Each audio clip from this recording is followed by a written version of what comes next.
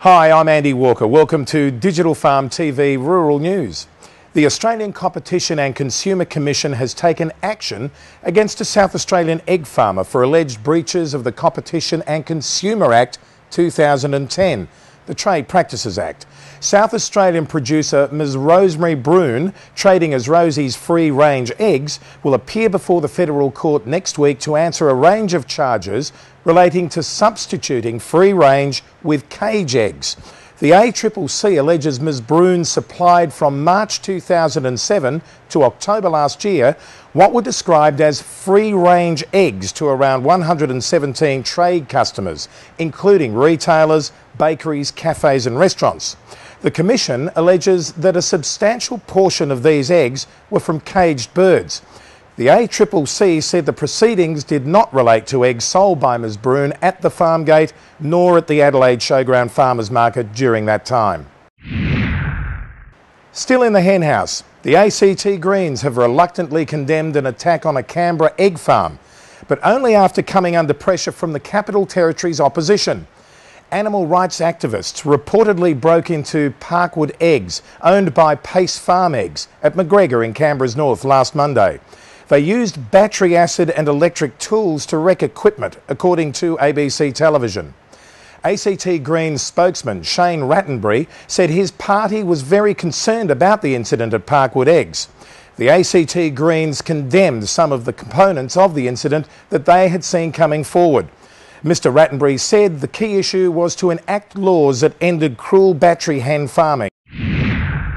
Heading west to Forbes in New South Wales now, the Grains Research and Development Corporation will this Thursday host a new look farm business management forum for grain and cereal growers.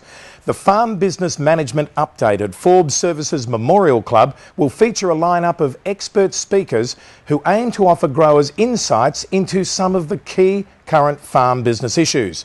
GRDC Southern Region Panel Chair David Shannon said the forum, the first of its kind for the Forbes region, was part of a new initiative aimed at increasing grower and rural advisor capacity in farm business management.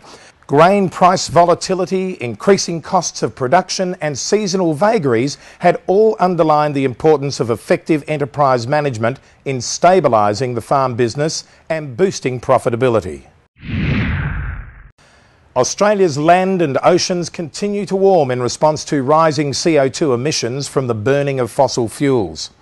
This was the key finding of State and Climate 2012, an updated summary of Australia's long-term climate trends released by the Bureau of Meteorology and CSIRO last week.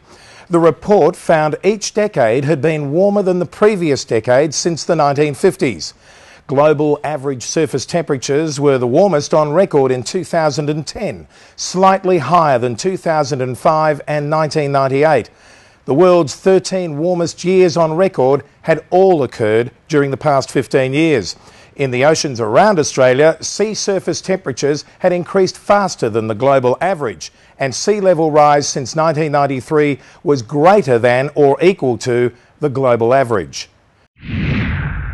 Cereal diseases. The South Australian Research and Development Institute has released its Cereal Variety Disease Guide 2012, providing growers and industry with independent disease resistance ratings of all current wheat and barley varieties. The guide provides a summary also of the 2011 season and indications of disease risks for 2012. Last year saw a severe epidemic of barley leaf rust as well as widespread infections of wheat leaf, stripe and stem rust, including a new strain of wheat leaf rust virulent on the widely grown wheat variety Wild Catchem. SARDI Principal Plant Pathologist Dr Hugh Wall says work is investigating management options to control this disease. A total of 174,370 tonnes of wheat were recorded with white grain in South Australia in 2011. The actual figure of tonnes infected would have been considerably larger as some growers would not have delivered subsequent loads. Viterra had a 1% tolerance rating beyond which grain is rejected, Dr Wallwork said. Finally, in Central Australia's livestock trade, scale is the name of the game. Only in Australia would you see road trains moving cattle on this scale. The Digital Farm has sent these aerial road train images taken by Alice Springs stock agent Jock McPherson.